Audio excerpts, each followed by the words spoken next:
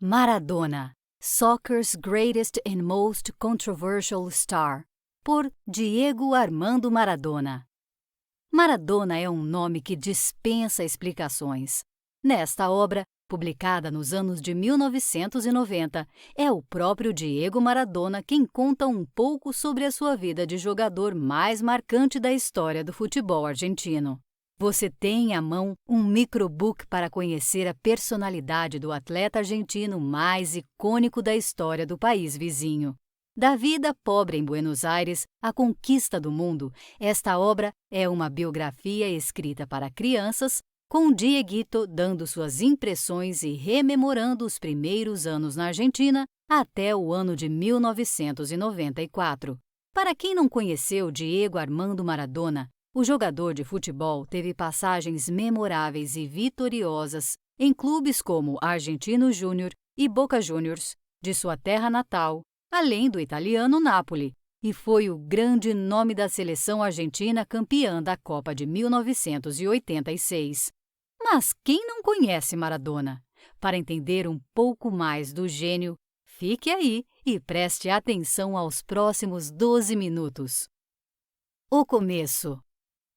A Vila Fiorito é o bairro de origem de Maradona. Seu time da infância, onde deu os primeiros passos e começou a chamar a atenção, é o Los Cebolitas. De lá, o jogador seguiu para o Argentinos Júniors, tradicional clube argentino que abriu as portas para a idolatria em todo o país. Mesmo depois de aposentado, Maradona relatava ser capaz de ver o filme da vida passar pela sua cabeça ao fechar os olhos e se sentir lá, em Vila Fiorito. E ele fala sobre ter começado a vida num bairro pobre, com muita nostalgia, mesmo durante as temporadas que passava em Havana, capital de Cuba. Fumando charutos ou ao lado de amigos, em alguns momentos até mesmo travando a luta inglória contra as drogas, Maradona era capaz de repassar os primeiros passos no futebol nas conversas divertidas. Entre erros e acertos, Maradona fazia de tudo para transformar os ambientes que frequentava na Vila Fiorito dos anos 1970. E mesmo assim, já consagrado, queria fazer dos campos o seu Los Cebolitas, jogando com alegria e uma vontade imensa de ganhar títulos para os clubes e para sua seleção. O surgimento explosivo.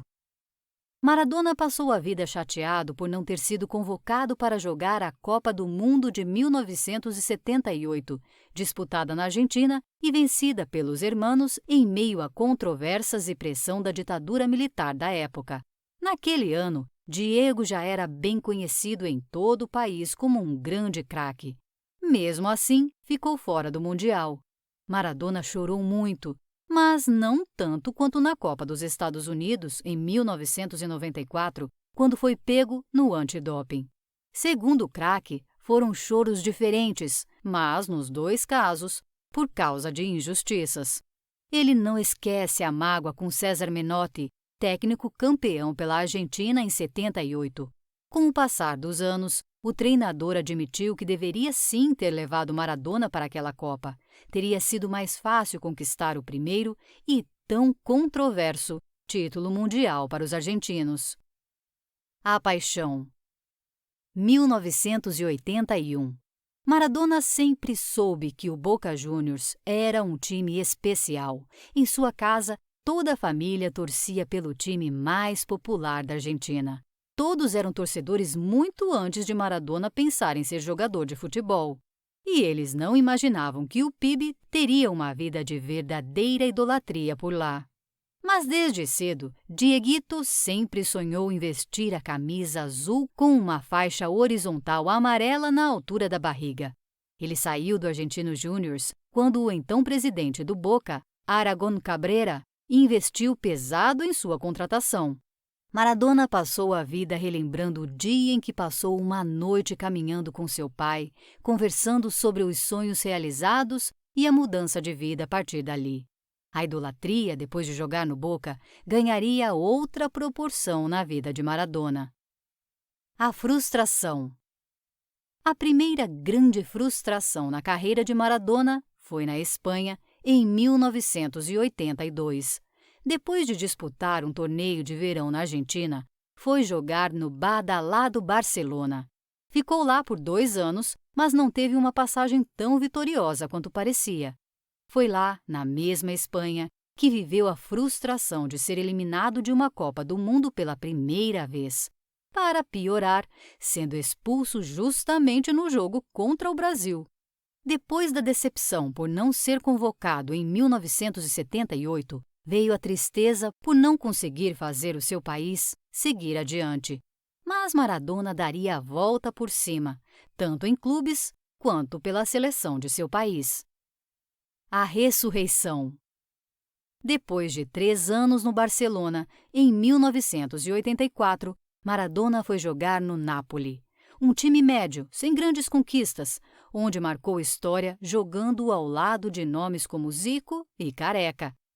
A cidade, tão discriminada pelo restante da Itália por ser uma região mais pobre, viveu a glória de ter um nome gigantesco conquistando o Scudetto.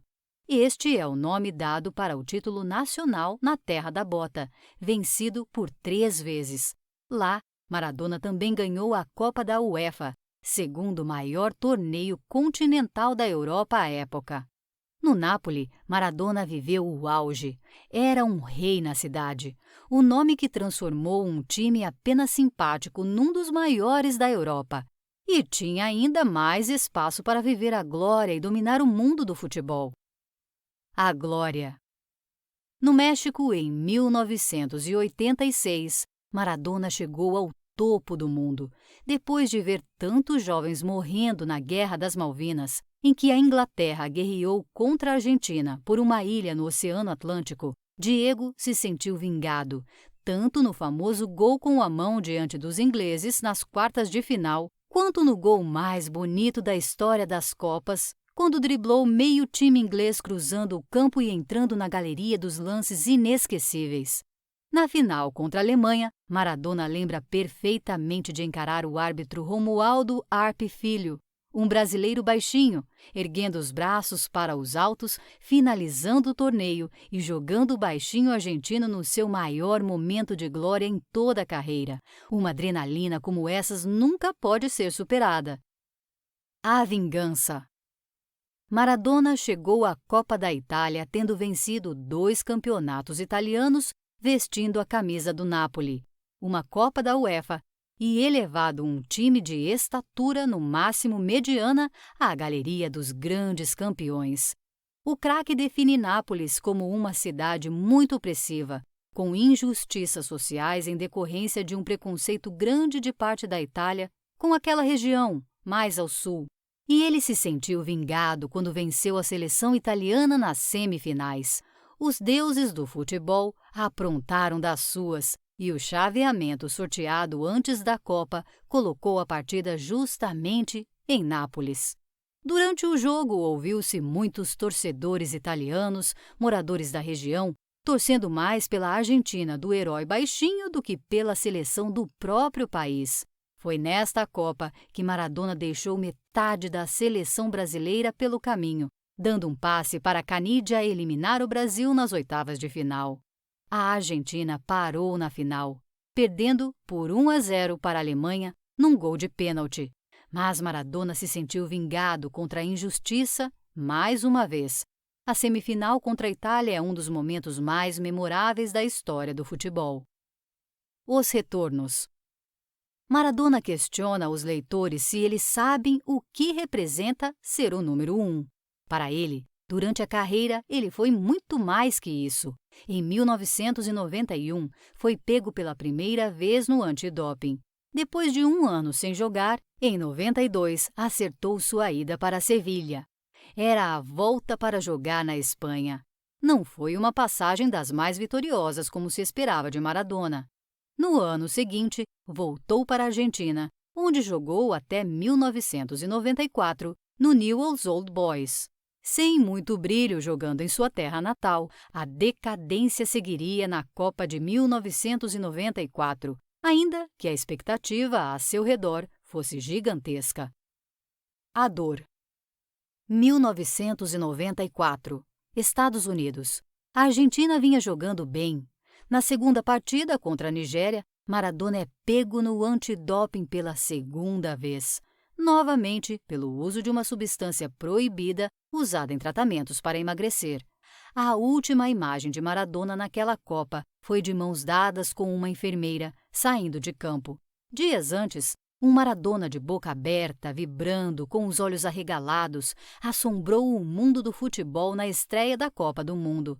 Era o fim da história de Maradona pela seleção de seu país. Diego havia criticado a FIFA antes de cair no antidoping, o que alimentou teorias de que houvesse uma armação da maior federação de futebol do mundo contra ele.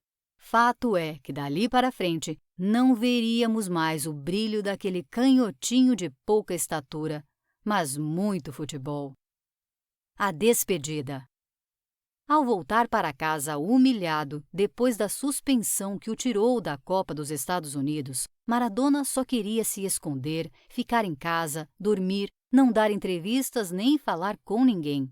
Em 1995, retornou ao Boca Juniors, onde jogou até se aposentar no ano de 2001. A vida parecia um pesadelo. O grande Maradona ficou para trás.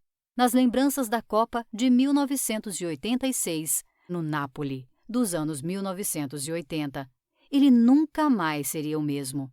Mas já estava na história. Notas finais. É impossível ficar indiferente a Diego Armando Maradona, controverso fora dos campos, habilidosíssimo dentro das 4 linhas do esporte mais popular do mundo. Carregou a seleção argentina na Copa do Mundo de 1986 e levou o Napoli a um patamar inimaginável para o que era um time médio italiano. Maradona certamente figura na prateleira mais alta da história do futebol mundial.